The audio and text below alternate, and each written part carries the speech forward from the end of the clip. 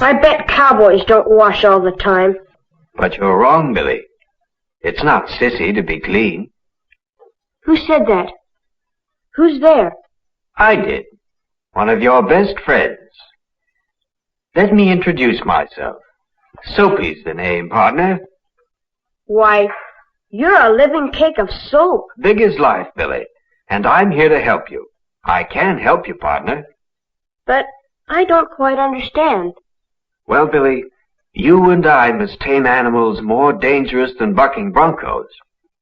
I help you control animals that could make you sick. The animals I help you control are called disease germs. They are so tiny you can't see them. Disease germs are dangerous because they make you sick if too many of them get inside of you. And they can be on almost anything that children touch or handle. Foolish mortal, you have inadvertently tuned into the forbidden frequency. It's Zombie Astronaut's Frequency of Fear.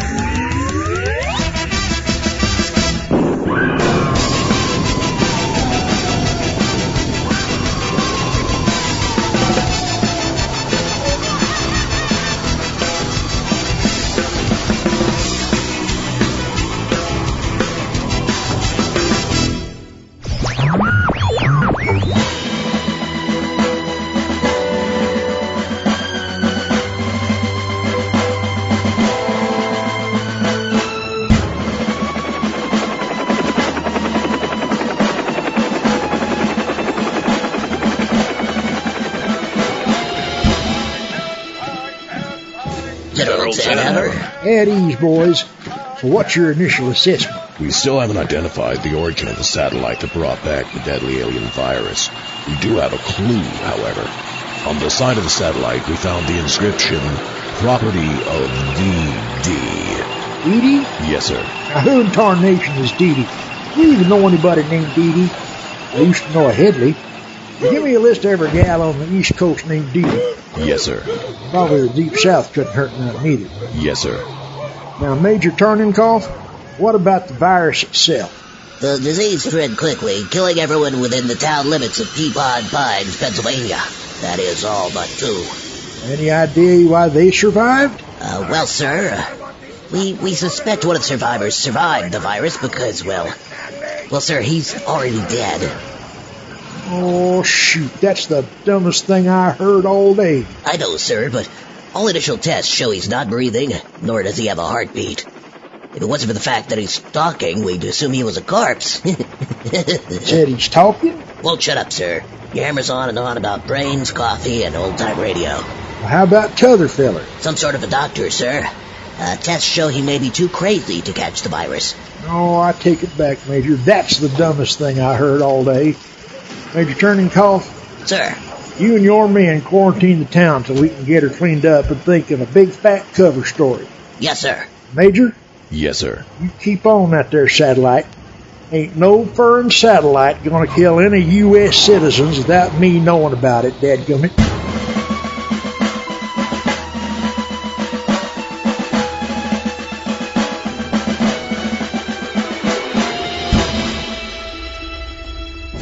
You and your gosh darn viruses. I am a man of science. I have to conduct dangerous experiments that endanger large groups of people. It's the law. No, it's not. Well, it should be. And it will be. Well, when I rule the world, If we don't get out of here, you won't be ruling anything. And why did you put your initials on that satellite? They'll figure out who it belongs to for sure. Oh, I put my initials on it so no one would take it. And I spit on it, too, so nobody better eat it either. Oh, I hate these hospital gowns. Oh, I think they're quite delightful. For the last time, you've got yours on backwards. You know, if you turned your gown around, maybe you'd be a little less grumpy. Ma. Oh, you just need something to take your mind off this. Why don't you do a podcast? Well, maybe you're right. Yes, maybe I should. Hi there, fellow astronauts. Welcome to the Frequency of Fear. I'm your host, the Zombie Astronaut. And with me is the indecently exposed Dr. Despicable. I tell you, the antiseptic in the air makes it feel like a kiss of mint. I'm just glad this isn't a video podcast. Anyway, thanks to more play experiments, Doc and I are locked up in a government lab. I figured this would be an excellent time to air a few disease-themed old-time radio shows. The Duke and his cohort Smiley and Red bust out of prison. Looking for a place to hide out, they inadvertently stumble on a house belonging to a bacteriologist. To show him they mean business, they break some of his lab equipment, including a flask they assume is empty. But unfortunately, what was in the flask is far deadlier than the three murderers combined. Listen now to an episode broadcast on the 23rd of February 1947 of The Clock. It's a mint. No fooling. Stop it.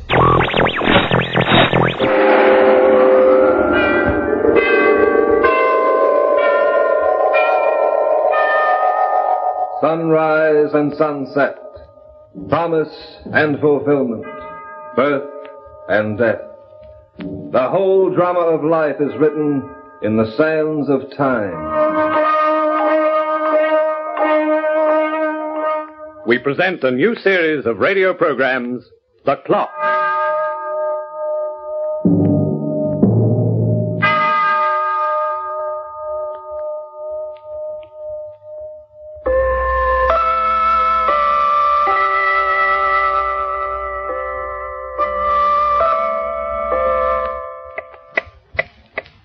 It's nice to have friends, and I can count quite a few of my own. Most people consider me to be a very good fellow to know.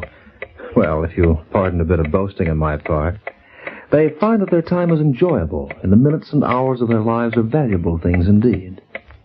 To these people, working towards an end for themselves and their families, time provides them with the opportunity to relax, to do a job, and to build for the future. Yes, I count myself lucky to have so many friends. But I also have some enemies. Who are my enemies? I'll tell you who they are. They're the inmates of prisons throughout the world. They're the misfits and the socially outcast. Many of them can be reclaimed. Many of them serve out their terms, pay their debt to society, and later begin anew. But there are a very few, who will never change. These are the hardened types, the killers to whom human life is cheap. These are the ones who watch my hands as they slowly turn year after year, who watch my face knowing that for them, time has no rewards. These are the ones, my friends, who hate me and who despise the world. Wait. You got the rods? Here's yours. Stick it under your shirt, quick.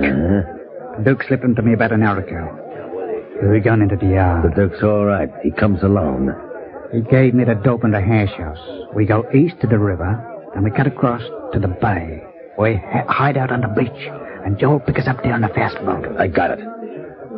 When do we make the break? Now. Now? Yeah. All I was waiting for was to get my fingers on a rod. But I figured that we I'm was running going... the show, Smiley, just like I always run it. Oh, sure, Red. We know. Everything's worked out. We can't lose. And we can't wait. We start the panic as they start taking us back inside. I'll short-circuit the lights by firing into the switch box. We pick up the guard and march. Right. Look, Smiley, this is it. I don't want to be grabbed, see? We either get out of here on our feet, or we get carried out in a box. Understand? Yeah, and I'll dull anybody who stands in our way. Okay. Tip the Duke off. Here comes the guard. All right, man. Time's up. Line up to file back to your cells. Forward, march.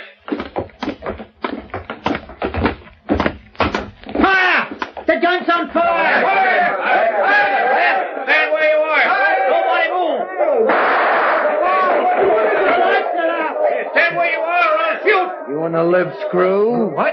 Start getting us out of here. You know the way in the dark, start moving fast, I blow your head off.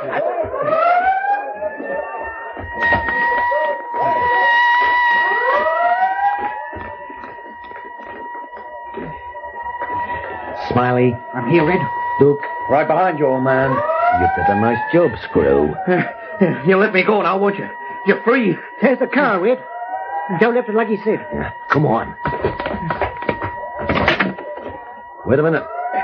Where you going, Screw? I thought you were taking me with you. We ain't got no room. We can't take you, and we can't leave you behind. Come, huh? No. No. No, no.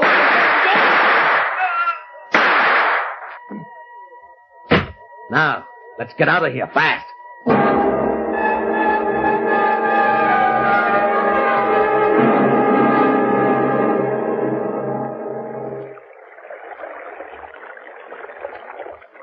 What time you got, Smiley? 10:05. Yeah, he's late. I tell you, ain't coming, Red. Look at that pug out there in the water. He couldn't find his beach if he tried. Do we come this far, then lose out? Don't irritate yourself, my boy. Joe's a man to be trusted. He'll be here. Yeah, when? When the fog lifts. Tomorrow night, perhaps. Remember what he told us. We're to keep the same rendezvous every night at this time until he shows up with the boat. And while we're waiting, what do we do? Stand here on the beach until we're spotted? I must admit we didn't allow for that contingency. Hey, Red, look. At what? On the other side of the beach, in that cove. That's a house. You only one I can see. There you are. We can help ourselves to shelter, so to speak. How do we know who's in there? What difference does it make? We take over, that's all. Yeah, take over. Okay, come on. Let's go.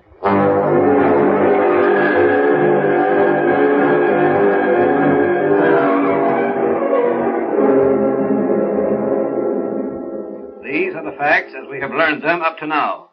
One of the most daring jailbreaks of all time. The prisoners escaped through sheer nerve, brutally killing a guard as they left. It is uncertain as to what direction they took, but all state police have been alerted. Hello, Anne. Finished work, Dad? Oh, yes. I was just getting some more news about the amazing jailbreak that happened this afternoon. Now, what did I do with my glasses? On the table, Dad. Oh, yes. It was simply fantastic. They forced a guard to lead them right out of the prison. And then they killed him. Oh, who did? Darling, don't you ever listen to anything I say? I'm sorry, my dear.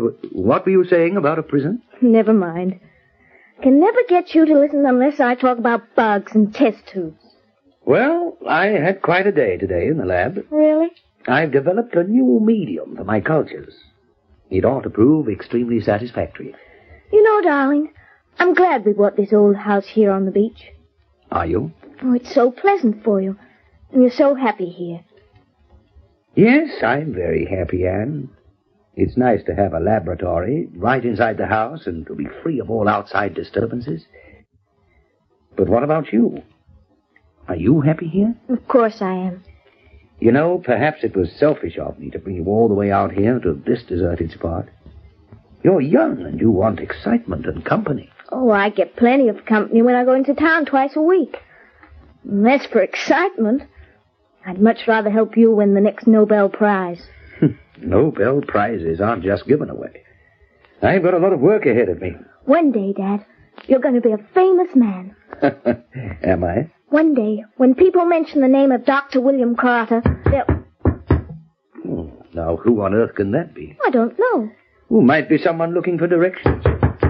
I'll see who it is. Yes? Inside. Dad! Inside, I said. Dad! Well, what's going on here? Smiley, take a look through that door. Okay.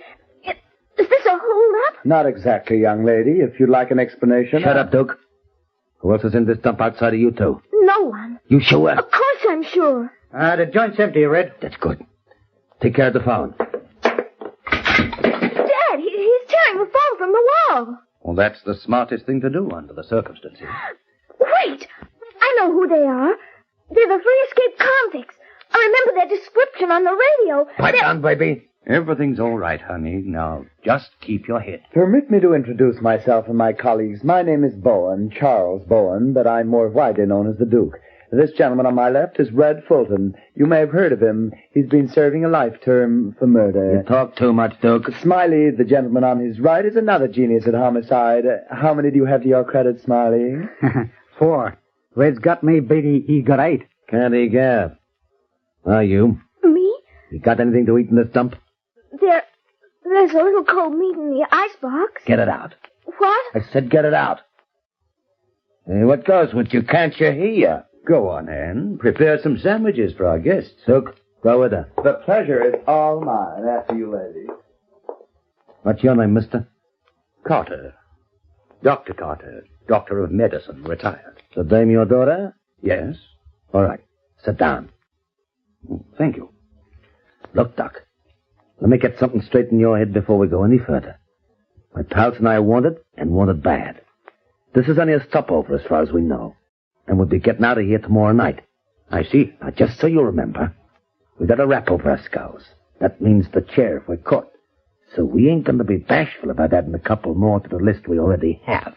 You mean you'll kill us in cold blood if it becomes necessary? You catch on fast, Doc. If you take it easy, don't try any gags. Maybe we'll walk out of here like we came in. Quiet. If not, you and your daughter better figure to get yourselves measured for a couple of kimonos. Yeah, wooden ones. I think I understand. Make sure you do, Doc. How many rooms you got in this shack? 5. Well, I only counted 4, Red. Where's the last one, Doc? Downstairs, in the cellar. I use it as a laboratory. Let's go down and look. I assure you there's nothing down there, but... We'll look anyway. Go on, move.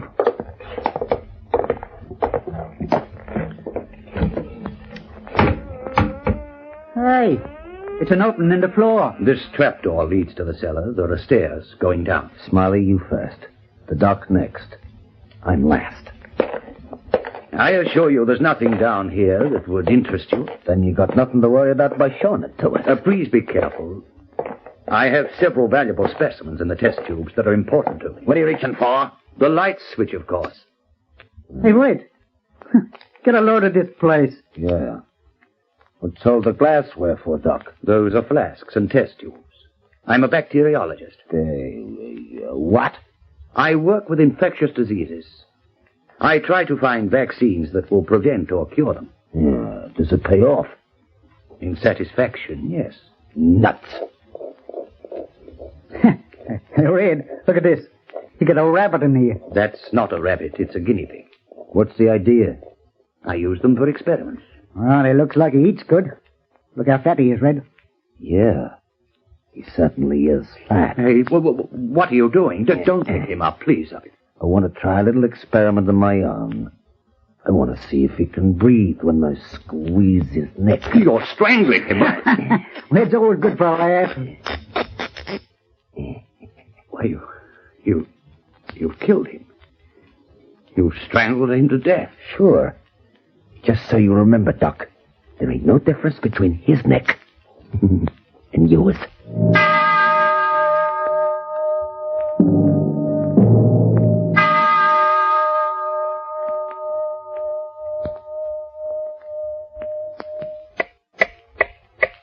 The ocean tides can be depended on to rise and fall according to a fixed schedule of time. But mist and fog, the soupy fog that billows in from the high seas and hovers over the beaches like a curtain of oil, that can never be relied upon to leave, and even the threats of 3 armed killers have no effect upon its arrival or departure. What's the matter with that fog? How many nights we got to hang out in this hole? Joe won't be around tonight, Red. I just took a look at the beach. Worse than yesterday. As Mark Twain once said, everyone talks about the weather, but no one seems to be able to do anything about it. Shut up, Duke. The Doc's downstairs, playing with his bugs. And the dame? In the kitchen. Red, what happens when we leave? What do you mean, what happens? Joe's going to pull us off that beach in a motorboat. He takes us to a tanker 12 miles out, and we head for South America. So what? What Smiley is trying to tell you is that the plan is perfect, provided no one else is aware of it. That's what I mean. If we happen to leave anyone behind who can notify the Coast Guard, that tanker won't get very far. We ain't leaving nobody behind who can talk. Red, look. What are you doing in here? I wanted to go into the laboratory. My father hasn't had his dinner yet. I'm bringing it down to him. You're sure nice to the old man, baby. You ever like to be nice to anybody else? Take your hands off me. Take it easy going down them steps, baby. Them pins of yours are too cute to be busted. Do you think the girl heard what we said about getting rid of them? And if she did there, so what? It ain't gonna do either of them any good.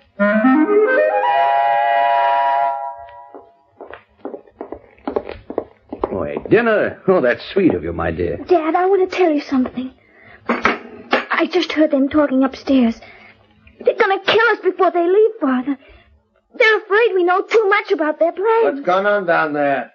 Nothing. It's sure taking a long time to park that hash. They're coming down. Don't be nervous, Anne. What are you two cooking up? Oh, we've just been talking. Yeah. You spend too much time down here, Doc. I don't like it. I have work to do. That's so. They're smashing your specimen. Stop it! Stop it! Do you hear? They've broken almost everything. Sure. You got nothing to work with now, so you got no work to do. And no reason to be down here.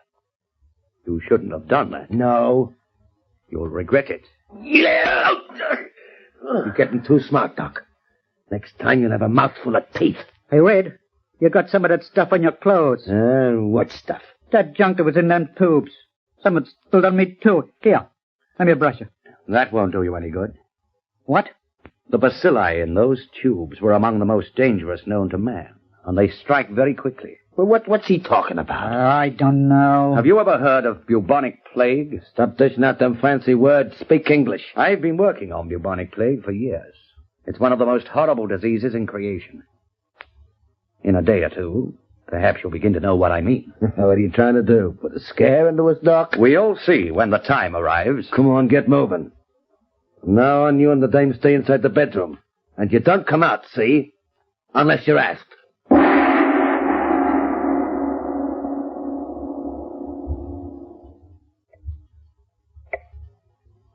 Time seems to stand still for my enemies, Red, Smiley, and Duke. But let's see what happens. The fog's still as bad as ever. There's no sign of Joe. Maybe tomorrow night. Hey, Duke. Yes, old boy?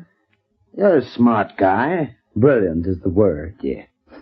What's bubonic plague? A disease. It ain't bad, though. Is it? My dear Red, in the Middle Ages, bubonic plague killed people like flies. It's a frightful contamination, frightful. Why do you ask? Well, yesterday we busted up the old man's glass factory. We got some stuff in our clothes, too. He said it was bubonic plague. What are you looking at? Bubonic plague? Stop looking at me like that and talk. I don't know what to say. How can he have a disease cooped up in a test tube? He was lying, wasn't he? I don't know. If he was working with the bacilli... That's the word he used. Hey, what are you moving away for? I want to sit down. Over here. Away from you. What are you sniffling about, Smiley? You've been doing that for an hour. I don't know. I got an itch in my nose. An itch? Yeah, and my chest feels kind of funny. You mean you feel sick? Hey, wait a minute. I didn't get no disease, I'm all right. Keep away from me. Keep away. Duke, are you nuts? Bubonic plague. I'd rather be dead than have bubonic plague. Funny. Get the doc in here, Smiley. Come inside, Doc. Why, yes. What is it? Now listen, Doc. And listen hard. Don't lie to me, or I'll stitch your ribs with slugs. How do you know when you get this bubonic plague? The symptoms are very easy to recognize. Yeah? Itching nose, heaviness in the chest. That's the beginning. Red, I got it. The nose itches because the bacilli enter the body that way. Later, the pains in the chest become more painful, and circulation ceases in the extremities. Yes, the extremity. What does that mean? It means your arms and legs can fall off. It's a slow death, one of the most painful known to civilization. Take a look at Smiley and see if he got it. I know he has. Oh, don't say that, Doc. But I'm looking at you now, Red. Me? Yes. Does your nose itch? No. I'm sure it does. How does your chest feel? Is it heavy? I'll kill you for that! Red, don't touch him. He may be your only chance. And yours, too. Mine? You can't help contracting the disease. Those broken test tubes have made this place a death house. What about you and your daughter? If we get it, you get it too. Oh, no. I told you I was working on it. I've found a vaccine for it. We've been injected. We're immune. Hey, can you give us an injection, too? Shut up! Of course I can, if you want it. You ain't giving us nothing. Now get back into that room. All right. Just as you say. Look, Rad, you've got to be reasonable. He's lying. He's trying to scare us. When Joe shows up, I'll knock the two of them off myself. He can't scare me, not Red Fulton. I'm tough, see? I'm as hard as nails. And I'm top man around here, understand?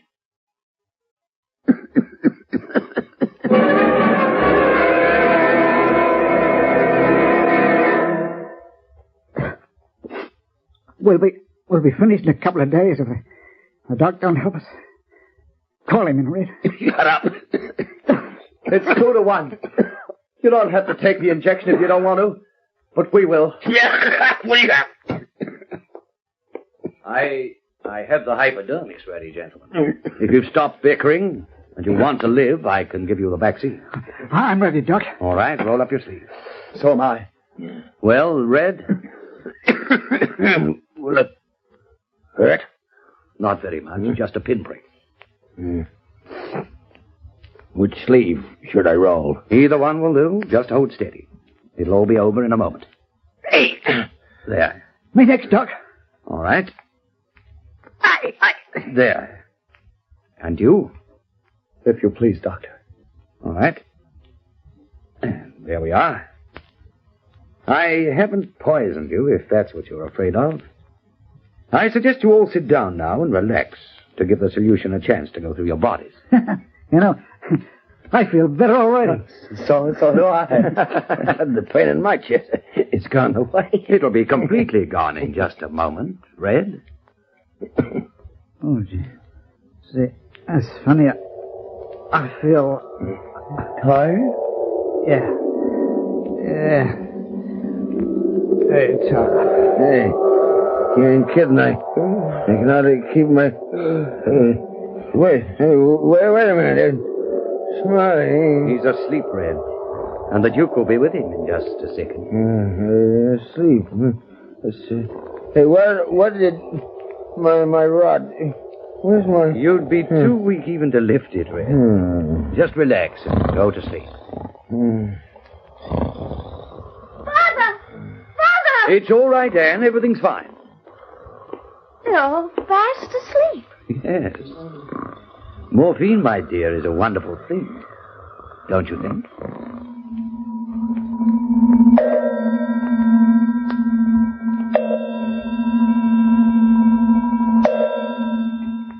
Well, Doc, I've got to hand it to you. Officer, I trust my recent guests are safely behind bars, where they belong. They're our guests now, but it's only temporary. They're getting the chair for the murder of that guard. And what about their accomplice, the man with the boat? He showed up just as you said he would. It'll be a long time before he goes for a boat ride again. Well, that seems to conclude just about everything. There's only one thing we can't figure out, Doc. What's that? Red and Smiley kept saying something about bubonic plague. They were scared stiff when they woke up in the squad car. And the other one, the Duke, he kept complaining about an itchy nose and a pain in his chest. Oh, yes. You see, they smashed some of my equipment. And there were certain viruses in some of the test tubes.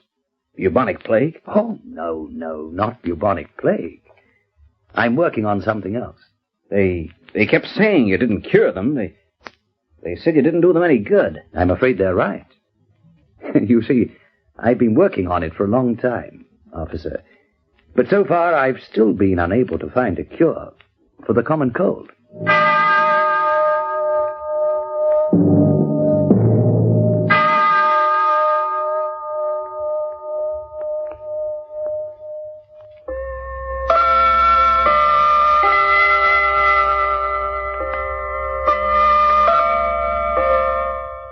Yes, I find I have many friends, like Dr. Carter, for instance. In his own quiet way, he makes good use of time. And as for my enemies, well, surprisingly enough, I know of 3 in particular who have lately become my friends. They are watching the clock now with eager concentration and hope. They're watching for a reprieve which will never come and which they don't deserve. I can bring them no reprieve, my friends, for that is beyond my power. But as my hands go round and the seconds tick slowly off, sooner or later I will be able to bring them justice. The Clock will be heard again next week, same time, same station. This program was written by Lawrence Clee and starred Harp Maguire as the Clock. Also heard were Frank Waters as Red, Beryl Marshall as Anne, Ozzie Wenburn as Smiley, Leonard Bullen as Dr. Carter, together with Gordon Chater and Gordon Glenwright. The Clock, directed by John Saul, is a Grace Gibson radio production.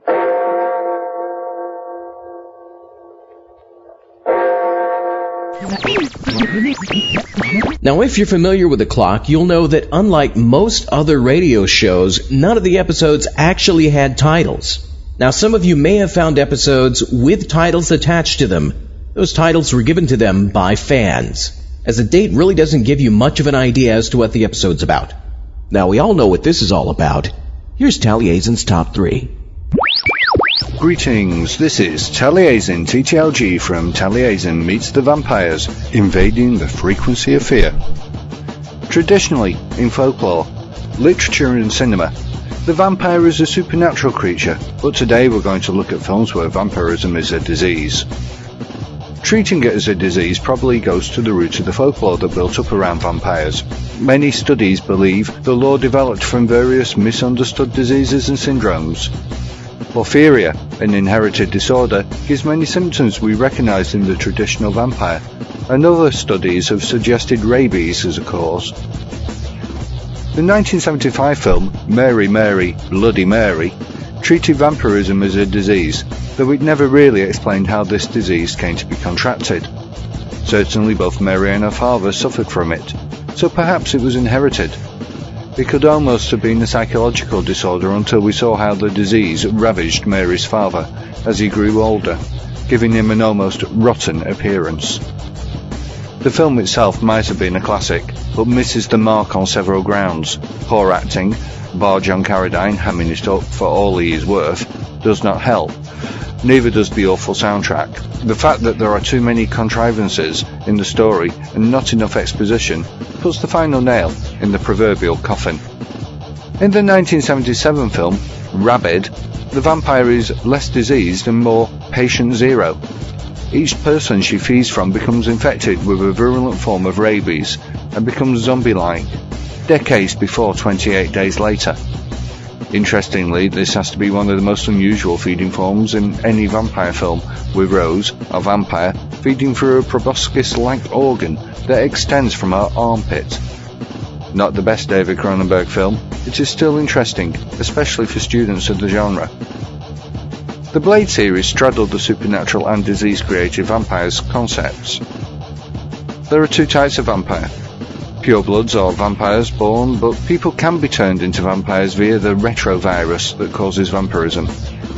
Yet despite this natural cause, the vampires are susceptible to many things that would only affect supernatural vampires.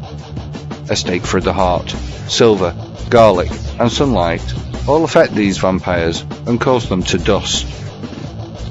Of course, the ultimate vampirism as a contracted condition has to be I Am Legend by Richard Matheson, a book that has spawned several films, including the new Will Smith vehicle.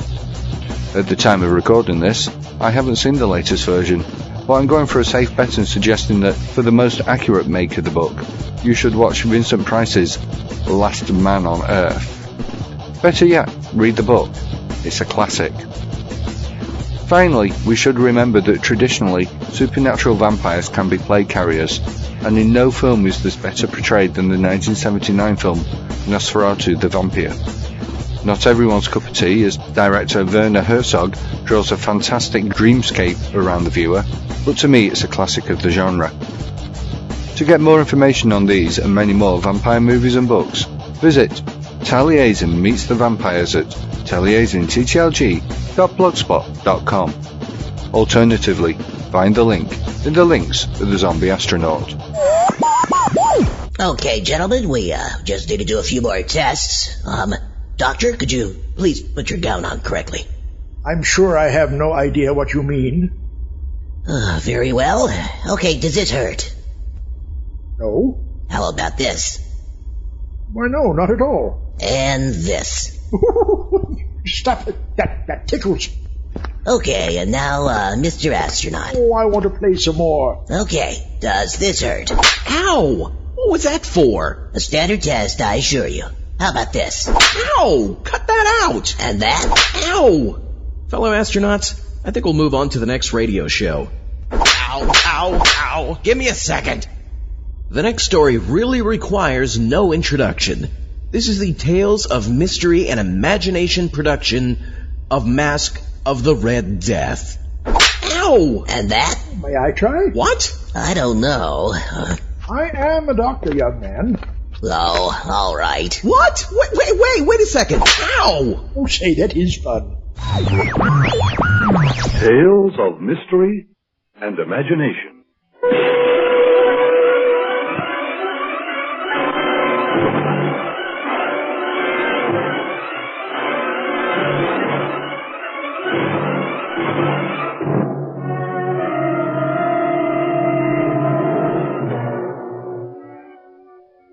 The Mask of the Red Death by Edgar Allan Poe. This week's story in our series adapted from classic tales, both old and new, of mystery and imagination.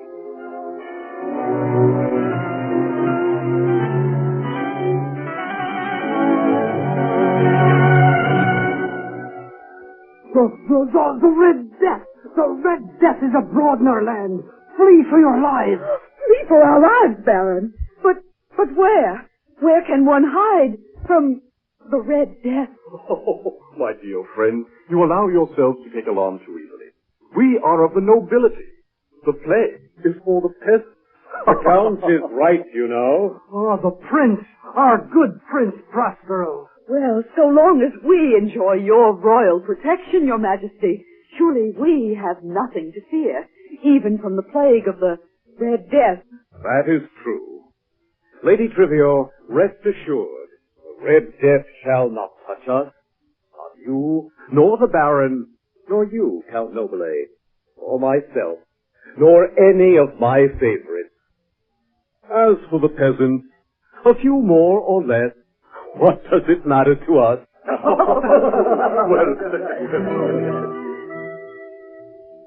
Great Prospero was prosperous, frivolous and gay, when a deadly scarlet plague swept his land one day. The terrible Red Death was indeed abroad in the land, and every day claimed more victims, mainly among the peasants. But the nobility had heard the terrible rumors. What is it like, this Red Death? I mean, those who have seen it, what do they say? Well, who, Lady Trivio, lives to tell of it? But I've heard that it's swift as lightning, and more deadly. First, the sharp pains, and then the dizziness, and finally, the scarlet stain. Finally? Then, Count Nobile, there is no help, no hope? None, dear Baron, for the low dogs of the peasantry. But as for us of the court, well, you heard what our gracious prince said. We must say, Lady Trivio, the plague has shown exquisite taste. True, it has cheated the hangman of many a low rogue and peasant rascal, but at the same time, it has spared the highest, the most elegant, the best. In a word, yourselves. But to ensure this, to make certain we shall continue to enjoy this happy state, and the devil take all else, we have decided to retire to the deep seclusion of our most remote abbey. Oh, the Abbey of Vervaux. Exactly, my dear Count. Lords and ladies all, we shall take you with us, there to stay and bid defiance to contagion. The walls are strong and lofty, the gates of iron. Once within them, we will leave the world outside. Within Abbey made of stone, locked with iron gate, he and many royal friends tried to hide from pain. the thousands of the peasantry outside the abbey perished daily, the spirit of all within the abbey was high. Let us eat, drink, and be merry. Yes, my dear Baron. Eat, drink, and be merry. For tomorrow, the peasants die. They, not we. Excellently well put, my Lady Trivio. And to show my approval, may I toast you again in a flagon of red burgundy. Red burgundy, you said? Not, the Red Death. Oh, but of course. Ho, you there, fellow boy. You called, my lord? And for another bottle of burgundy? Good lad. No, 2 bottles this time. One for myself, the other for the lady. You are a Burgundian yourself, I believe, eh, boy? Aye, my lord. Some months, though, since I've seen my native village. No doubt, too. It'll be some months more before you see it again. If ever. The Red Death was not far away when I fled from there. Oh, yes. I must say my taste for this conversation grows less as my thirst increases. Boy, 2 bottles, remember. Oh, but of course, my lord. At once. Despite occasional reminders of the plague that raged outside, for the most part the mood at the abbey was of the gayest. Prince Prospero had seen to that by providing all kinds of entertainment. We shall have buffoons, actors, ballet dancers, musicians. Not to mention beauty and wine, all within these walls. Can there be anything better, or even as good, outside? You know what's outside, and how much worse that is. We all know. And you know, too, that no mention is to be made here of that. And so, for your amusement, I have commanded that there be a masked ball. A ball of the most unusual magnificence. We shall use all 7 chambers of the old wing of the abbey. A masked ball.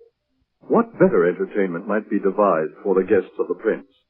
And what better setting than the 7 chambers in the old wing of the abbey, all 7 connected, yet each different from the others? I remember the first chamber the best. It's all in blue. And I, the second, purple in all respects. So the third, I think, is green throughout. Oh, but you are perfectly correct. Green is the color. A rather unpleasant shade of green, it seemed to me. For myself, you know, I cannot choose among the 4. Oh, orange. The 5th, white. The 6th, violet. In each room, only one color rules. Except in the 5th chamber. How's that? Surely you understand?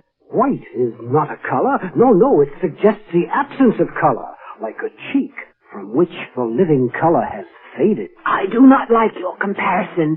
It reminds me of... Oh, never mind. Let me describe the 7th chamber. I found it rather ominous, all in black. In the tapestries, in the carpet, and against it the deep scarlet of the stained glass windows. The effect of the firelight from outside in the corridor, streaming in through the blood-tinted panes. Oh, I found it ghastly in the extreme. I, too. So wild a look it produces upon the face of any who enter the chamber, that it's a wonder anyone dares to enter it. And worst of all is the striking of the hours by the clock within the black chamber. It silences even the instruments of the orchestra. I have seen the giddiest of the revelers grow pale at the sound. But after the echoes have died away, all is as before. The music and the gaiety. And you must admit, the prince has spared no expense for our entertainment. Like tonight's masquerade, for example. What could be finer? The night they held a masquerade, many splendid rooms, rang with merriment and song, not a sign of gloom. Prince Prospero and his 1,000 friends had passed some 6 months in their abbey retreat, so they were all the more ready for the great masked ball. A gay and grotesque ball it was, too.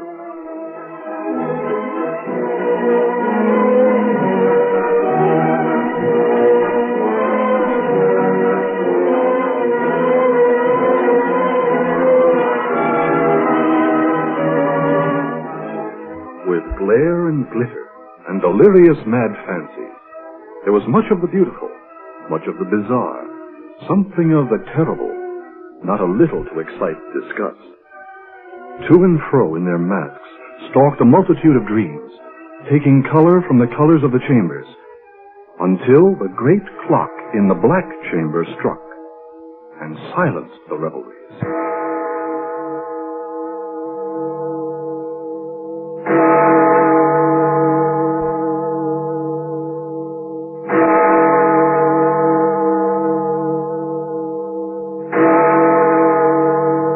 I do not like the sound of that clock. Oh, why not? It makes the time pass. But it seems these chimes are stealing time from all of us, not merely recording its passing. Nonsense. Here in our safe retreat, time stands still. What have we to do with time?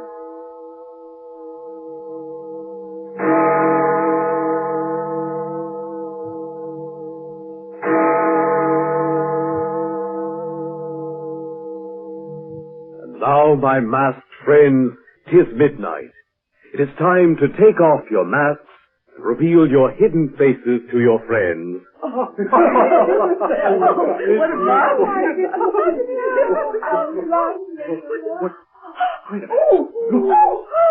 Oh, dear Baron, will you just look at that mask over there? Why doesn't he remove that ghastly costume? I see what you mean. Why, that reveler, whoever he may be, he has certainly gone beyond the bounds of good taste. No doubt of it. True, dancing skeletons are an honored presence at every masquerade, but this one with those scarlet stains upon his costume, that crimson horror on his mask, that can only represent... The Red Death! Yes, clearly that is what this masquerader is disguised as. Look how he stalks to and fro among the waltzes, as if to carry out his grim humor. I see, and I perceive, so does Prince Prospero. Listen. Who dares insult us with this awful mockery? Seize him and unmask him. Yes. Seize him as the prince commands. Then we may know whom we have to hang at sunrise from our battlements. Is there no one who will seize this tasteless masker? In fearful silence and great dread, the prince and all the once gay masqueraders shrank from the sinister and ghastly figure. And the awesome stranger, still masked, moved silently through 6 of the chambers, until finally Prince Prospero himself, with a drawn dagger, finally confronted him in the final chamber, the Room of Black. Raising his dagger against the fearsome jester, the prince cried out in fury, "You shall pay for your mockery of ourselves and our friends with your blood, sir!" Those who had followed closely saw the figure turn and face the prince.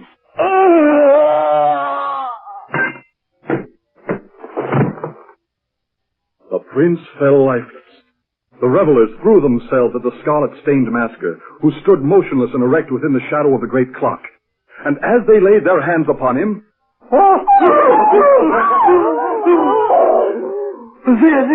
There's nothing within these garments. No face behind the mask. There's nothing. Nothing but the Red Death itself. The masquerade was over. The Red Death had come like a thief in the night and claimed them all. And one by one the revelers dropped in the blood-stained hall. And darkness, decay, and the Red Death held endless dominion over all.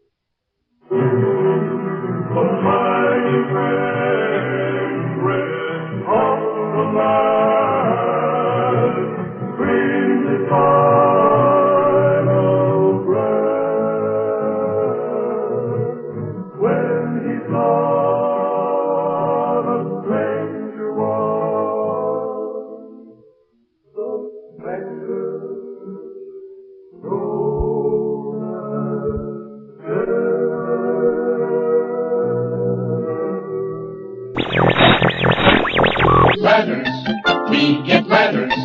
We get stacks and stacks of ladders.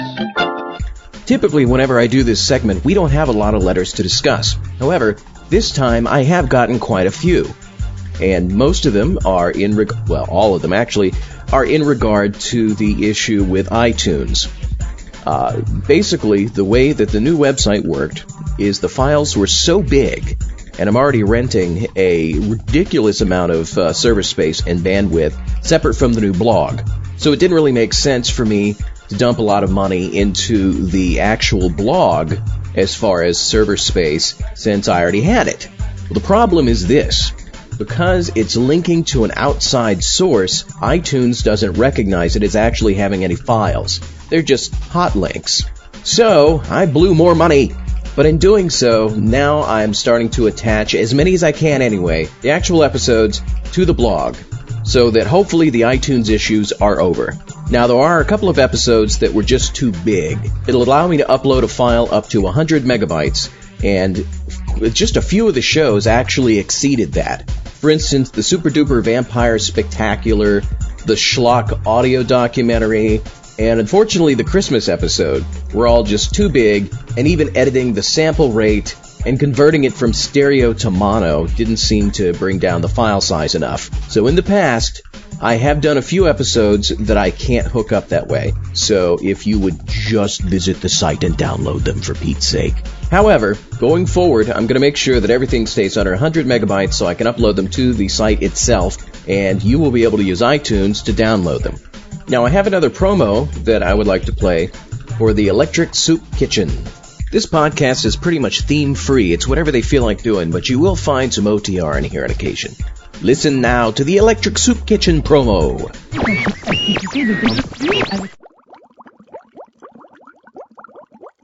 Alright, well, hey, let's do this thing. Alright, have your clocks gone back yet? Electric Soup Kitchen.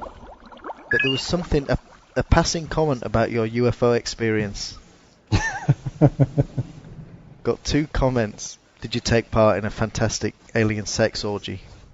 Unfortunately, no. Computer game reviews. How many ingy thumbs up do you give it? 8 again. 8 ingy thumbs up. It's a lot of thumbs up. It's always a lot of thumbs up. Yeah. Film and television. Does a bad remake affect how much you like the original? Does Chewie count as bisexual? News. Well, you put yourself in a box, post yourself over here to get away from your parents after 3 weeks. You know, they say people take LSD, think they can fly. Double amputees start to want to go for a drive. So the website now is all set up for people to go and send comments or emails, or that you can leave an audio comment. There's a link on there just for people to give feedback, and then we can talk about it. So go have a look at that, electricsoupkitchen.com. Electric Soup Kitchen. Believe it or not.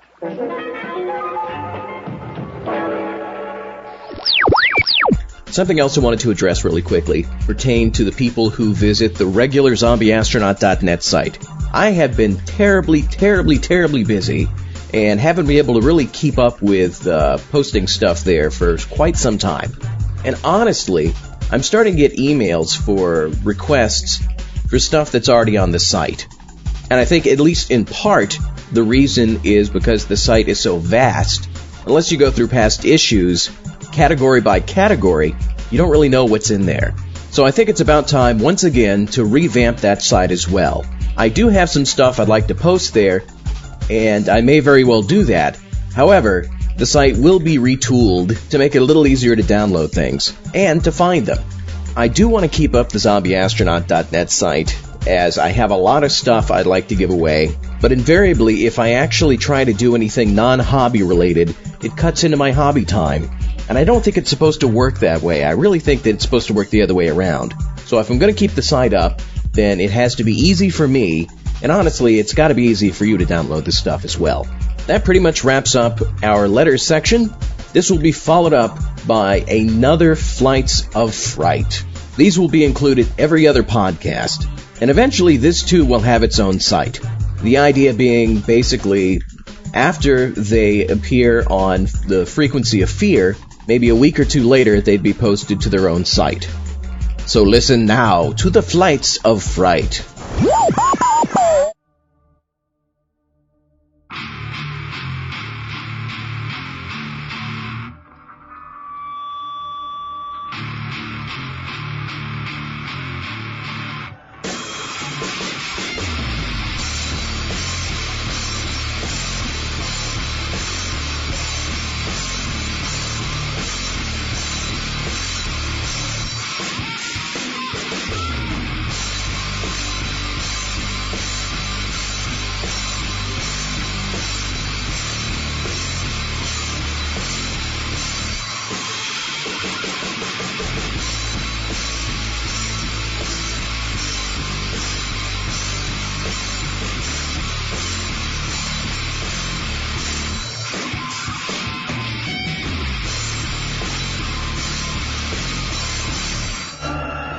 Zombie Astronaut's Flights of Fright. Burnt Toast. Written by Mac Reynolds. Adapted for audio by W. Ralph Walters.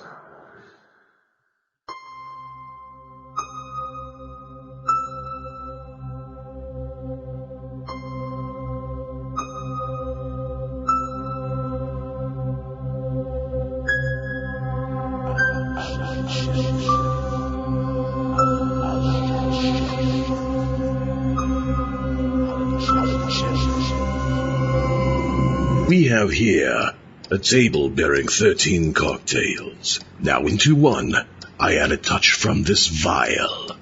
What you got there? Why, poison, of course. Now I switch the glasses about. Truly, you couldn't remember into which glass I empty the vial, could you? What's a gag, buddy? The proposition is quite simple. You take your pick, and you drink it. For your first choice, I give you exactly $1,000. You said a minute ago you put poison in just one. There are 13 in all. You choose a glass, you drink it, and I award you with $1,000. If you wish to try again, you receive $2,000. Next award is $4,000, and so on.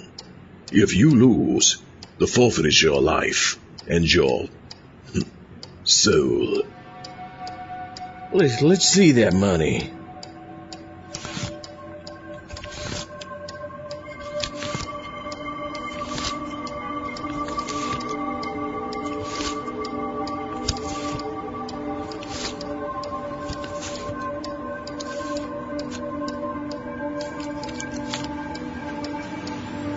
Well, nothing to lose anyway.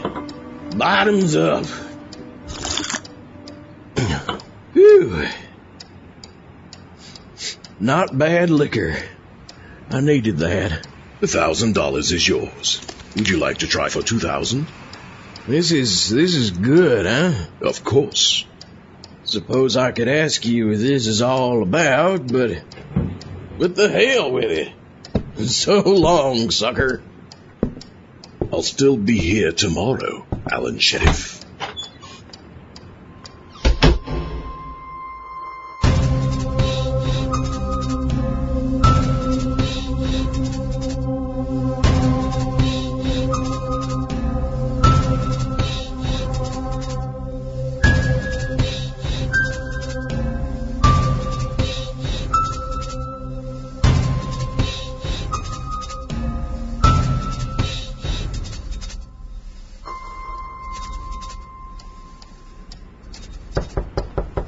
Come in.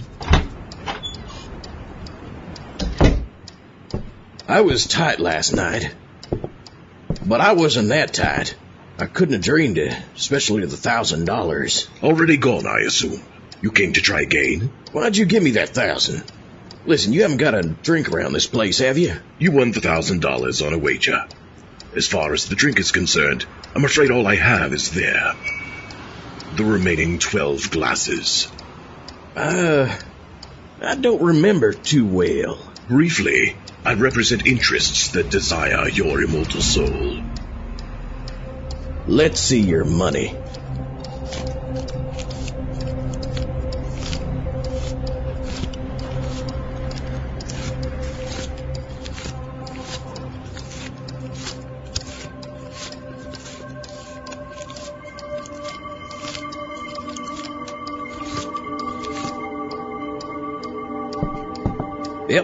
Skull.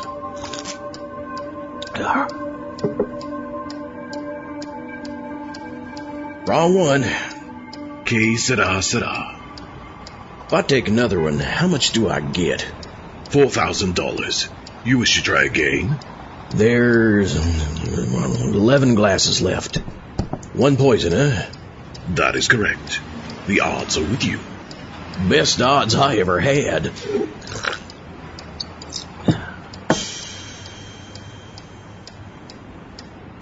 $4,000 more.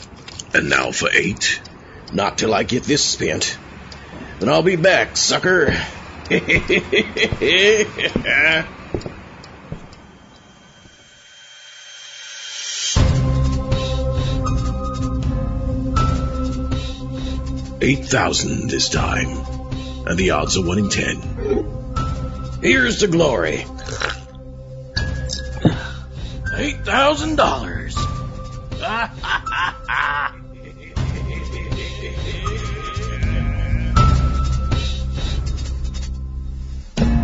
Well, well, well.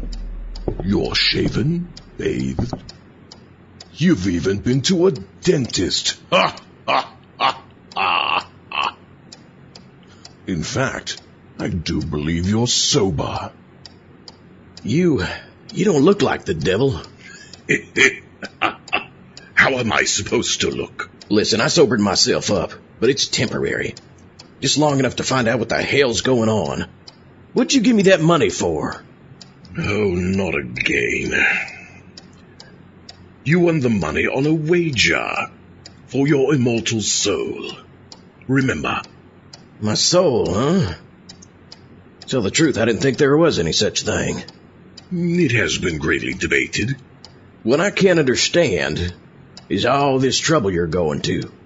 You picked me out of the gutter. You would have gotten my soul anyway. You underestimate the efforts of our opposition.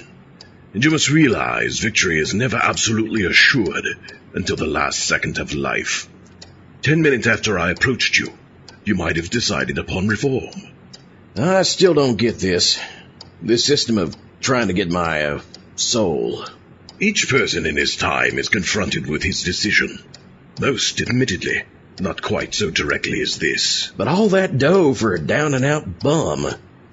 Already I got $15,000 and the next chance more than doubles it. Your next try is for $16,000. But the amount is meaningless. The commodity cannot be evaluated in terms of money. One of our most prized specimens cost but 30 pieces of silver. In that particular case, he didn't know it was his soul he was selling. For $16,000, huh? Take your time, Alan Sheriff. After all, you don't want to pick the wrong one. Salute!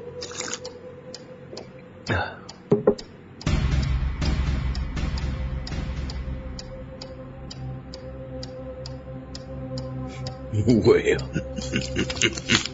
you'll still be here later in the week? For you, I shall always be here, night or day. There are 8 glasses left. Your next wager will involve $32,000. I gave up 2 weeks ago. Lots of dough for liquor, good food, gambling. Makes the going easier, but I'm not changing my mind about calling life quits. I'll be back when I've spent this. Very sound judgment. Until then. So soon?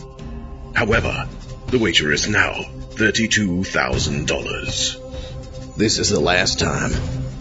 This time I'm using the dough for a new start. I'm getting a job. Admirable motive, I understand, from the human viewpoint. However, we shall see. If I understand correctly the laws of chance, this is your crucial test. How's that? When we began, there were 13 glasses, one of which was poisoned. However, we are nearly half through now, and your good luck cannot last forever. Taking the averages, you should miss this time. Each time is a separate time. You don't use up your luck. There is no such thing. The odds aren't as good as they were, but they're still 7-1 in my favor. Very well, let us see. Here's Here's looking at you.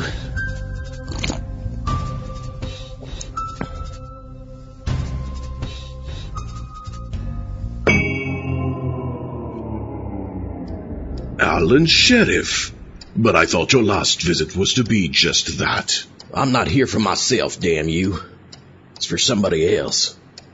Somebody else? I don't understand. A girl. It's none of your business. You wouldn't even have seen me again except for Muriel. She needs $50,000. Medical bills for old lady and a sanitarium.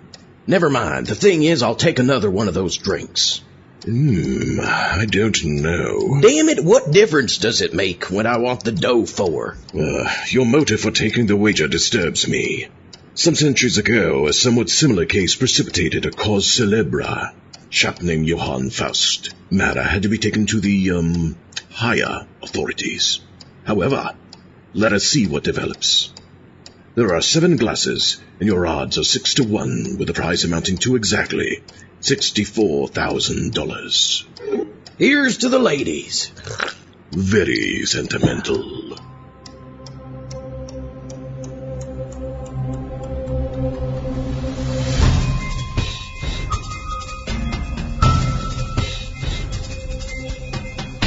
The wager is $128,000 against your life and soul.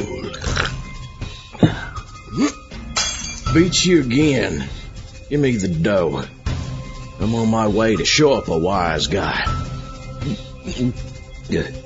Show him what a real spender can do for a girl.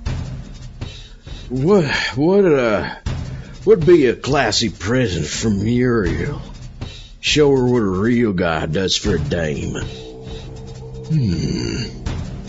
I understand mink is highly thought of.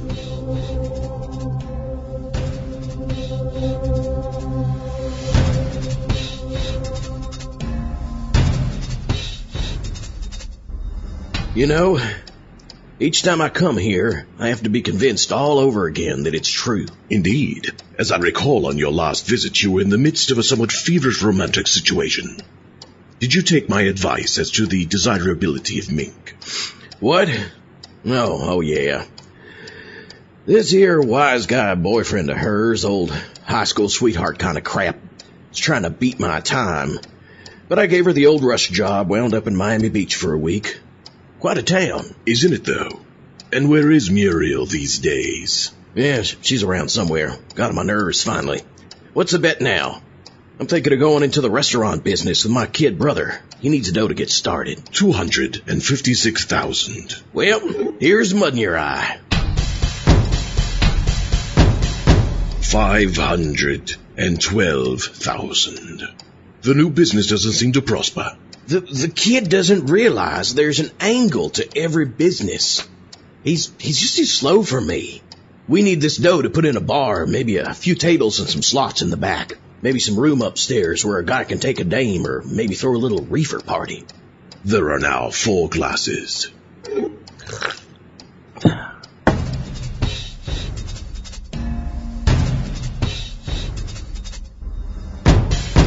Three glasses left, huh? My luck's really been with me so far. You know, it's been so long since I've been here. What's the bet now? You would win $1,240,000, my friend. Woo! 2 chances out of 3. Still a good percentage, and I'm branching out into new territory, and I need the dough. And how is your brother these days? Oh, Bill, the hell with him. I had to bounce him out. Too square for the business I'm in.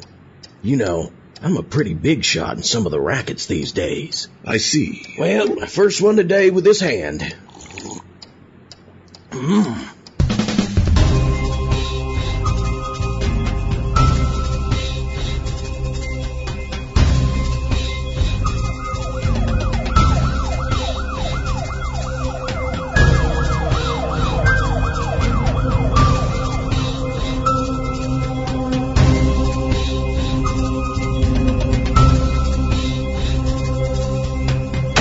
Am I safe here? Really, Alan Sheriff?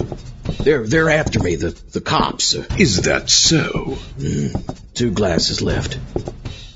I could hire Liber for a lawyer, grease a few palms. With more than $2 million, I could beat this rapper. For that matter, I could go on down to Mexico, live there for the rest of my life. It's been done. 50-50 chance. Cheers.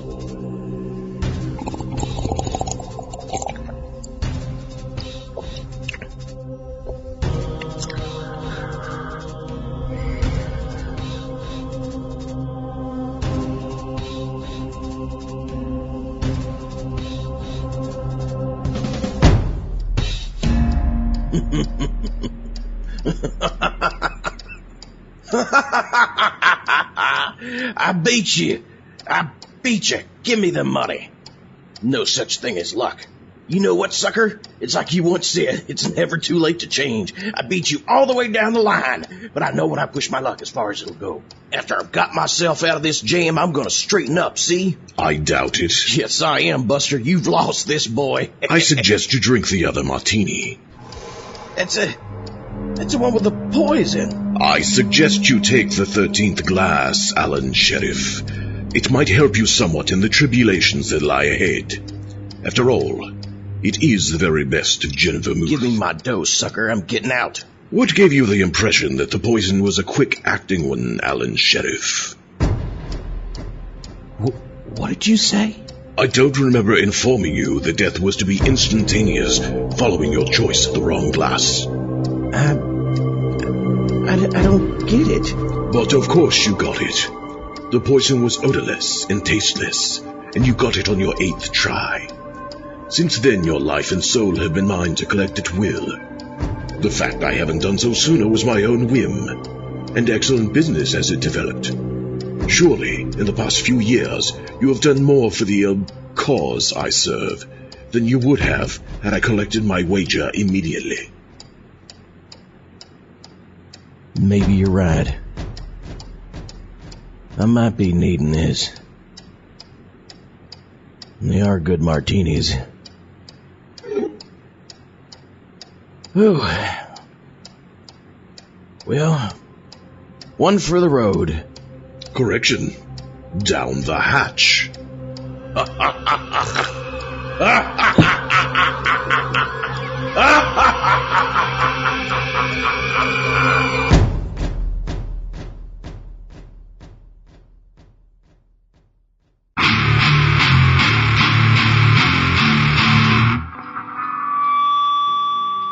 Burnt Toast was written by Mac Reynolds and scripted, directed, performed, scored, and edited by W. Ralph Walters. The theme song was written by Norm Bourgeois and performed by SongsToWearPants2.com. The Zombie Astronaut's Flights of Fright has been released under a Creative Commons Attribution Non-Commercial No Derivative license. You may share the work, but you must attribute the work to www.zombieastronaut.net. You may not sell this work, and you may not alter, transform, or build upon it. For more horror and sci-fi audio, visit www.zombieastronaut.net.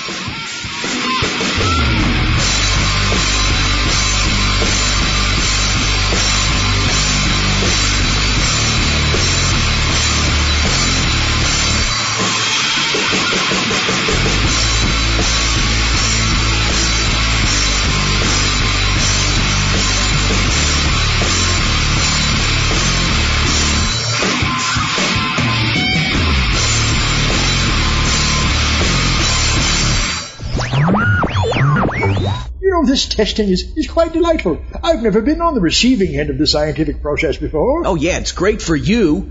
They have you on a freaking exercise bike. They ripped my arm off and sewed it to my back. All I can do is slap myself in the head. How is that delightful? Oh, honestly, if you could see yourself, you'd think it was adorable. Ah!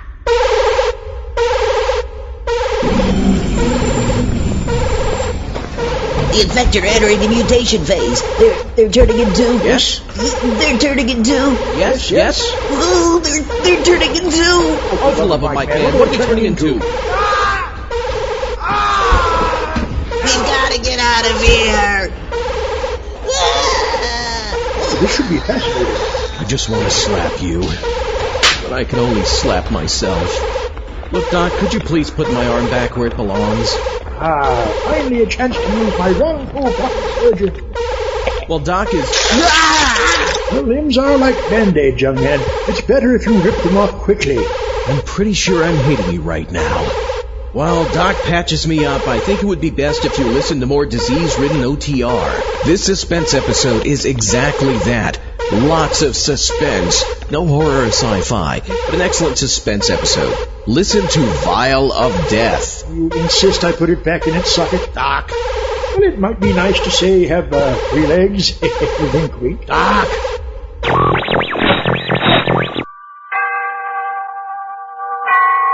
Autolite and its 98,000 dealers bring you Mr. Lloyd Nolan in tonight's presentation of Suspense.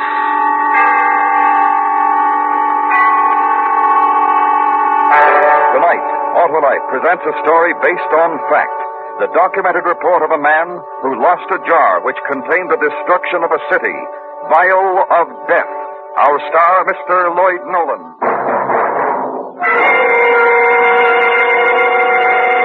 And now, Autolite presents Vial of Death, starring Mr. Lloyd Nolan, hoping once again to keep you in suspense.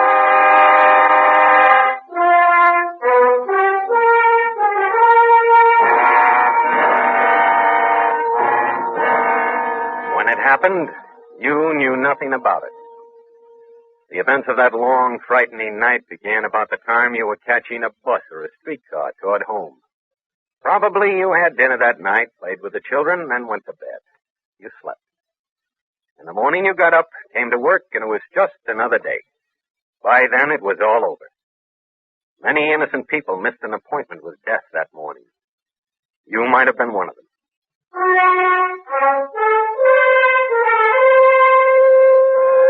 It was 5 o'clock on that particular night as I climbed the stairs of the downtown Central Station. I'm Lieutenant Joe Holloway, acting chief of detectives during the night watch. Most of the men on the day watch had deserted their desks and were climbing into overcoats as I passed them in the hall. Evening, Lieutenant. Sam? Hey, weren't you off yesterday? Yeah. Have a nice day. I guess so. I stayed up when I should have been in bed, took the kids out to the zoo. And when I should have been up, I went to bed. Today, instead of going to bed, I was up. But to answer your question, Lieutenant, I enjoyed my day off, but I should have stayed in bed.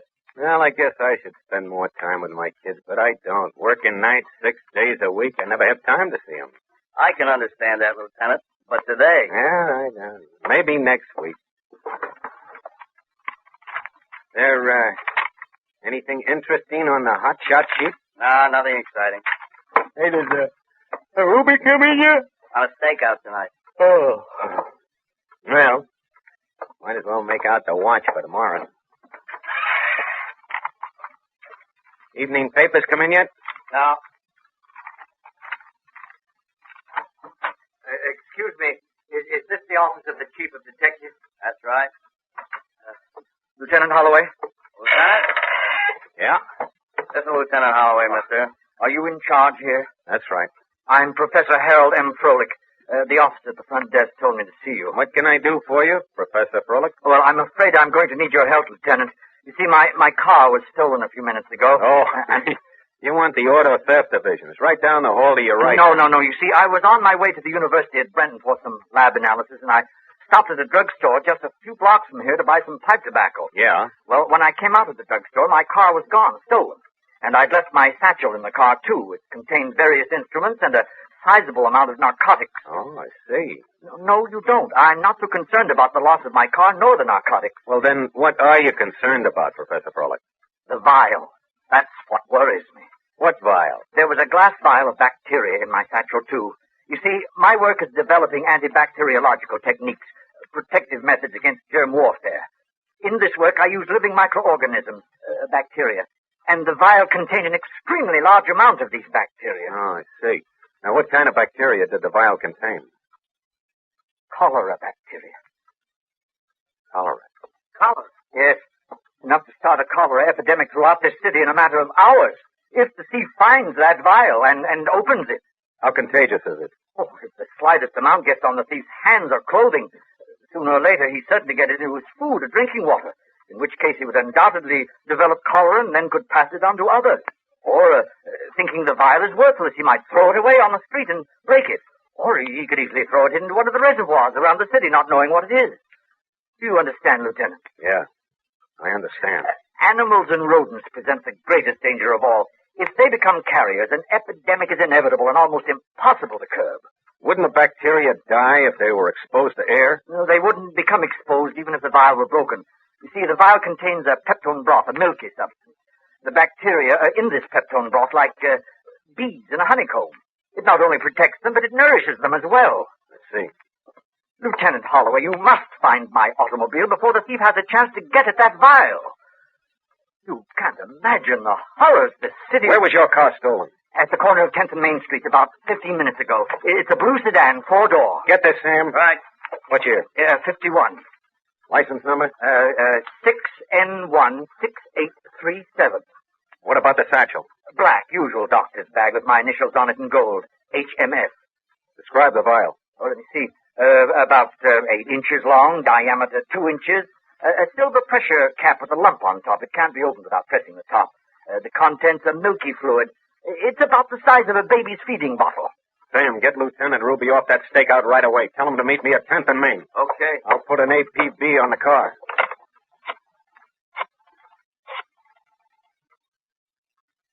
Radio room, this is Lieutenant Holloway. Broadcast this immediately. To all units, stolen car, registered to a Professor Harold M. Froelich. License number in the 8 column. 6, Nora, 16837. A 1951 blue 4-door sedan. If this car is located, hold and notify Lieutenant Holloway's Central Division immediately. You got that? Yeah. Now also put out a call for all B units in the 4th, 5th, and 6th districts to report to me at 10th and Main. Code 3. Sam? Yeah? Notify the chief. Then call the city health officer and tell him to meet me at 10th and Main right away. Right.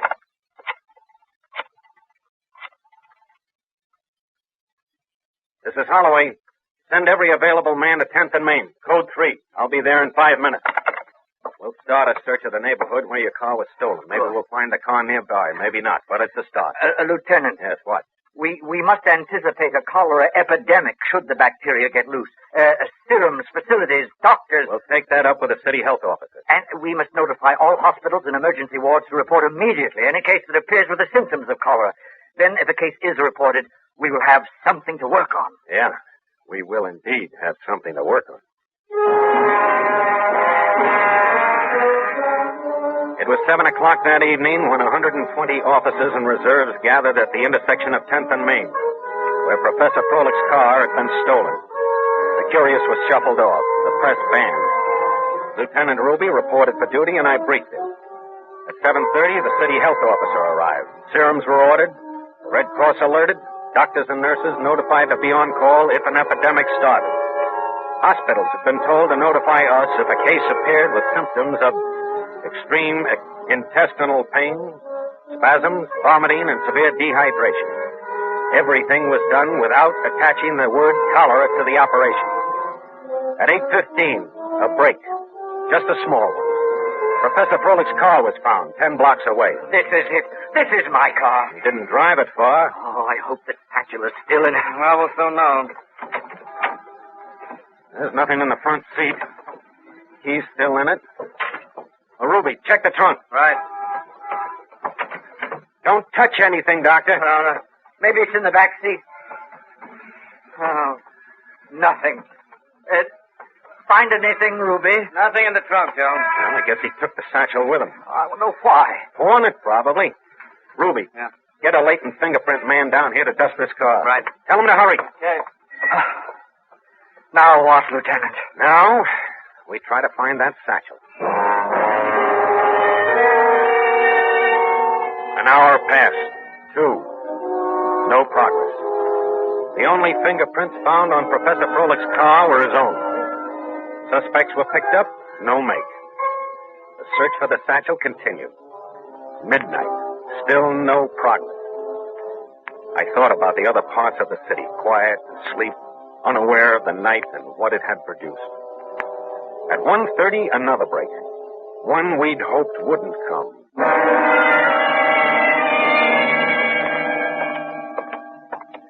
When was he brought in, nurse? A little after 12. His condition? Critical. Respiration very low. Severe dehydration. You're certain about the symptoms? Quite certain. Also, the lab confirmed presence of live Vibrio organisms. Who brought him in? It was an ambulance call. The patient had been in one of those awful bars down the street. He suddenly became ill, delirious, then fell to the floor with intense spasms of the intestinal tract. Better get the health officer on that bar right away. Yes, it must be quarantined at once. In here. I thought it best not to put him in a ward.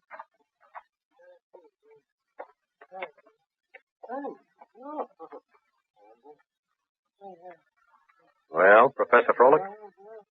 Can you visualize this happening all over the city? Your wife, possibly your children. Any chance of a mistake? Presence of live vibrant organisms? There's no doubt now.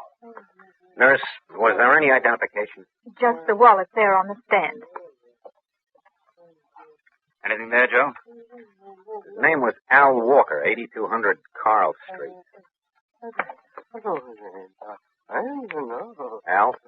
Al Walker. Can you hear me? Al, listen to me. I've got to ask you some questions. Try to answer me. Al, did you steal a car tonight? Pretty weak, Joe.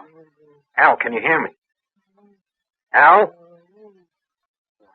Look, Professor, can I do any harm now? I have Lieutenant Holloway, but hurry. He's almost... All right, Al, listen to me. Answer me. Did you take a glass vial out of that car tonight? It was in a satchel, a glass jar in a black satchel. Al! Glass jar? Yes. Did you take it, the jar? I can't breathe. Al! Did you take that satchel out of a car tonight? Oh, really, Lieutenant? Keep quiet now. Can you hear me? What did you do with that glass jar that was in the bag? Did you open it? Look, it's stuff inside. No. He opened it. What's wrong with me? I can't breathe. Al, where is that glass jar now? Where? I said, Where? Find out where. Where did you throw it? Where?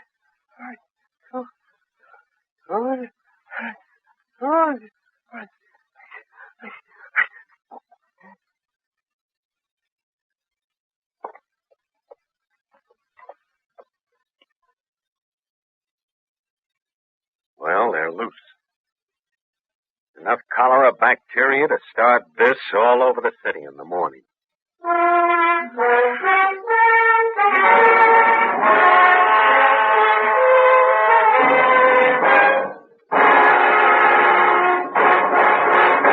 Autolite is bringing you Mr. Lloyd Nolan in Vial of Death.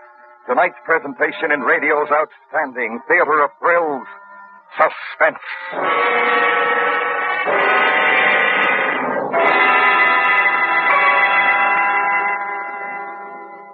And now, Autolite brings back to our Hollywood soundstage Mr. Lloyd Nolan in Elliot Lewis's production of Vial of Death, a dramatic report well calculated to keep you in suspense.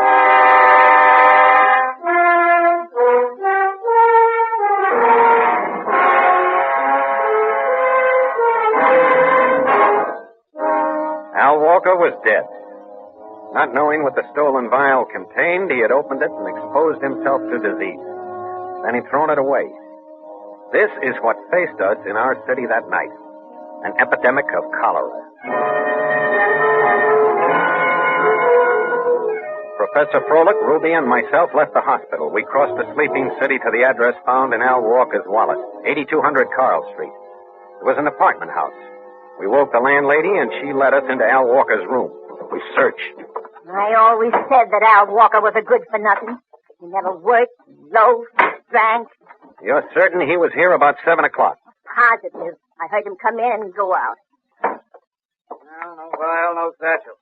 Nothing but dirty laundry. Well, what did he do? Steal them things? Where do we go from here, Lieutenant? I guess we'll have to go back and start with that bar. You know, we better quarantine this place and get the health department out here. What's that? Anyone who came in contact with Al Walker will have to be vaccinated. Well, what was the matter with him? He was, sick. Very bad? Bad enough to kill him. Al's dead? That's right. And you say anyone who was near him might catch what he had? If they aren't vaccinated right away, they might. Well, then, Mrs. There's something you haven't told us. Well, I don't want to cause anybody no trouble, but when Al was here earlier tonight, he stopped in to see Mrs. Pierce. They were friends. Where does Mrs. Pierce live? In 306, the end of the hall. I wasn't snooping. It's just that I like to know what's going on in my place, that's all. Okay. Now, you better get back to bed, lady. Bed? Who can sleep with a thing like this in the house? Well, what will the tenants say? What time is it, Lieutenant? 3 a.m.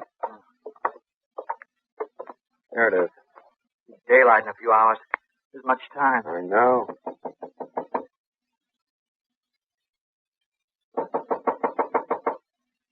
Asleep? Wouldn't you be? Who is it?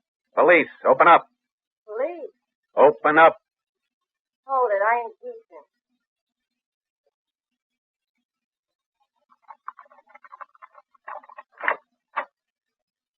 What do you want? You Mrs. Pierce? Yeah, why? You know Al Walker? Al Walker? Yeah. You hold it down, my husband's asleep. When was the last time you saw Al Walker? Last time? I couldn't say. A week ago, maybe. Evie, what's going on out there? Nothing, Klaus. Go back to bed. Who are these guys? The police. Hey, what's the matter? Now, look, it's very important. We've got to know if either one of you saw Al Walker last night. Al Walker? I told you no, we ain't seen him. Evie, you ain't been seeing that punk again, have you? I ain't seen him. I told you I wouldn't. Mrs. Pierce. Last night, Al Walker stole a car. When he left it, he took some things with him. Among them, a black satchel containing a small glass vial, a jar. This vial was filled with a milky substance. That milky substance was... Well, because of it, he's dead now. Dan? He died a few hours ago. Al? Dan? Anyone who came in contact with Al last night after he opened that vial can expect the same thing. Oh, no! You saw him. What? Yes. I thought you promised me you wouldn't see that punk no more. Shut up, you big ape. Mrs. Pierce, did Al have that vial when you saw him? Yes. What did he do with it? Well, he opened it here in this apartment. He opened it and smelled it. Oh, good Lord. He put the top back on because he said it smelled like rotten eggs. What was it? Will I get it too? Will I get it? Hey, Ruby, call downtown. Tell them to get out here fast for vaccination. Right. Now, Mrs. Pierce, what did he do with the vial? Oh, he took all that stuff with him to a pawn shop at 3rd and Lock, and the old man there is a fence. Al takes all the stuff to him. Look, you stay here. The health department will be here pretty soon to vaccinate you. Don't try to leave the building. Am I going to be okay? I won't get it, will I? I don't think so. So you've been seeing that punk after all. After what I told you. Will you shut up? I hope you get it. Whatever it is, I hope you get it good. Judge you right. Come on, we'll try the pawn shop. 3:30 a.m. We pulled up in front of the pawn shop at 3rd and Larkin. The shades are down in the windows, but there's a light somewhere in the back.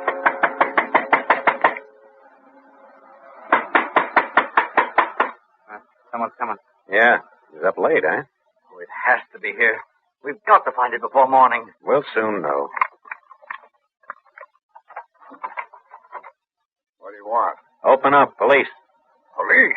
Open up. What for? I said open it or we'll break it down. Well, sure. Whatever you say. All right, now listen. I want some answers, Pop, and I want them fast. Oh, sure, fellas. I always cooperate with you boys. Al Walker was here last night. He sold you some stuff. Al Walker? Who's he? Lieutenant, look at this, my satchel. It was on the counter. Well, is that yours, mister? You never know where this stuff comes from. Will you quit stalling? We know Al Walker brought that in here.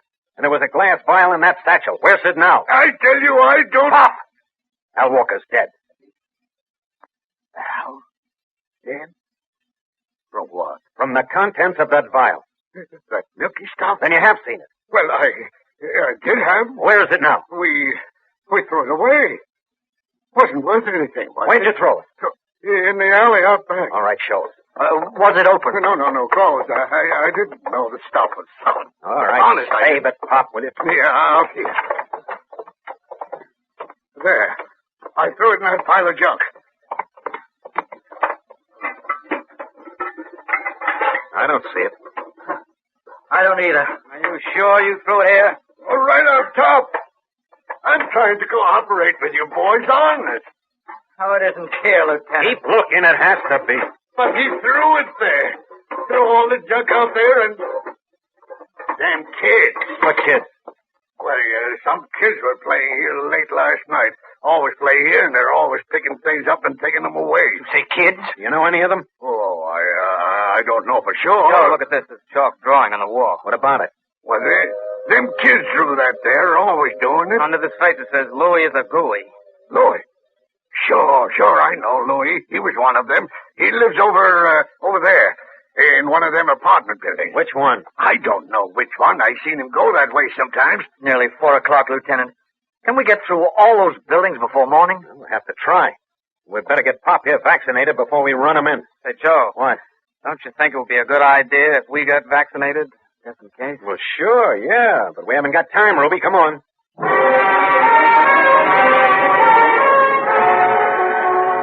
It was a big block covered with big apartment houses. An additional 60 men were called in, and we started checking from apartment to apartment asking for a kid named Louis and the glass vial. The people half asleep must have thought we were crazy. What they thought wasn't important. What they would wake up to in the morning was 5 o'clock, 6. It got light out. Then 6:30 and 7. It was a bright, beautiful, sunny morning. A few people began to appear along the streets. Buses and streetcars were running. The city was waking up. And still, we hadn't found Louis or the glass vial of cholera bacteria. We still had dozens of apartments to go through. If we don't find it pretty soon, Lieutenant, we've got to let the city know about it. Warn them to watch for the vial. Not yet. Another hour, maybe. Here's the next one. Okay. Bacon. Yeah. Smells good. Yeah? Police. Police? What's wrong? Do you have a child here named Louis? No Louis here. Why? Well, do you know of a boy by that name in the building? No, all my boys are good children. They done nothing wrong. Ma, Sybil's got my jar and she won't give it. Tommy, don't bother me now. Who makes Sybil give me my jar? Lieutenant. Yeah. Hey, Tommy, where's Sybil? Hey, you can't come in like that. Take us to Sybil, Tommy. She's in the bedroom. I'll show you. You stay here, lady. You've got a lot of nerve telling me what to do in my own place. Where'd you get the jar, Tommy? I took it away from Louis. It's a pretty jar. I'm going to keep spiders in it. Here's the bedroom. There's Sybil in the crib. Joe, look. Mama says Sybil's cutting teeth. Easy does it. If she takes it out of her mouth and lets go of it, it'll fall on the floor. Oh, careful, Lieutenant. Don't frighten her. I got it. Don't drop it, Joe. Oh, don't worry. Oh, at last, thank goodness. Here you are, Doctor. One glass vial containing 2 or 3 million cholera germs intact. What are you doing to my baby? I never heard of such a thing. Coming into a private home and stealing my baby and making us cry. You get out of here. You hear me? Get out. All right, yes, ma'am. We're sorry.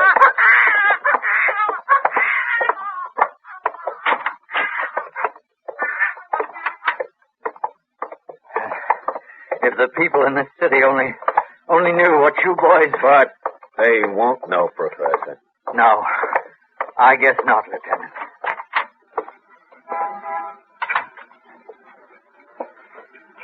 Well, Joe, beautiful morning, Ruby. Yeah. It's gonna be a nice day. Yep. You know, Ruby, instead of going to bed this morning, I think I'll have breakfast with my family, and then I'm gonna take my kids to the zoo.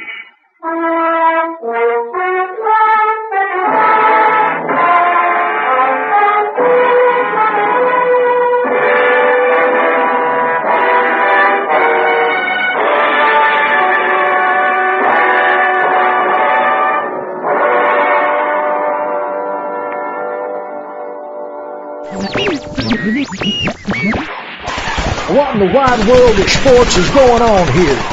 It's horrible. The infected, they mutated into... You're in exposition, soldier. Spit it out. Oh, just a dang minute. We don't have no dogs at this here facility. Pugs! They're pug people! They're the pug people of Peapod Pines, Pennsylvania!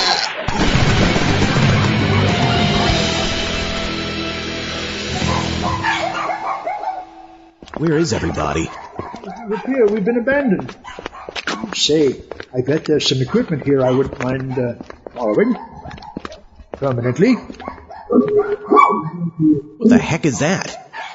Is that a werepug? You made a virus that turns people into werepugs? Oh, that's horrifying. No, this can't be. What's wrong, Doc? Never seen you this upset. Oh, pugs just creep me out, man. Back away, you wall-eyed devils. Think, man, think. How do you repel a pug? They hate to have their nails clipped.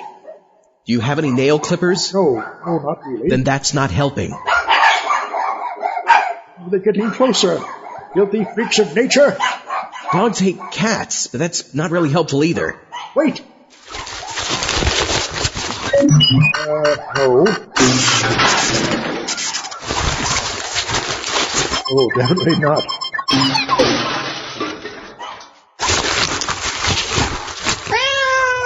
Aha!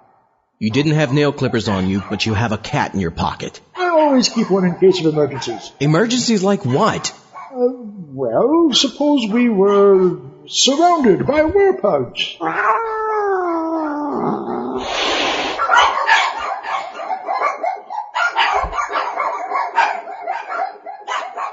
Phew, that was unnerving. Well, I'm going to load the Winnebago and we're off. Well, fellow astronauts, that ends the most ridiculous thing that's happened to me lately. I'll hear you in 2 weeks, over the frequency of fear. Ooh, look, combination espresso maker and brain transfer. Bye, everybody. This has been the Zombie Astronaut's Frequency of Fear. For more horror, sci-fi, and suspense audio, see the website at www.zombieastronaut.net. Right now! The Despicable Strain was written by Casey Locke and W. Ralph Walters, featuring Casey Locke as Slim Pickens as General Tanhammer, featuring Dr. Despicable as everyone's favorite bacteriologist, Dr. Despicable, featuring Edie and Basil as the Werepugs, and featuring W. Ralph Walters as whatever was left. The theme song was written by Nor Bourgeois and performed by Papa Suede. The orchestral music was by Stefan Secchi and Kostas Faratzis and licensed by Big Fish Audio. The end music, Disease Parade, was performed by Lima Charlie. No cats or werepugs were harmed in the recording of this podcast. I'll give you my cancer if you give me your AIDS. I'll trade you Swedish herpes, we'll have a disease parade. 'Cause last year it was mullets, and this year it's disease. So I'm gonna go get riddled in this new fashion we believe. 'Cause Hugo Boss gave me polio, and Peter Lou Great go live. Jack Daniel cirrhosis, you can't say I didn't try, 'cause you know I tried.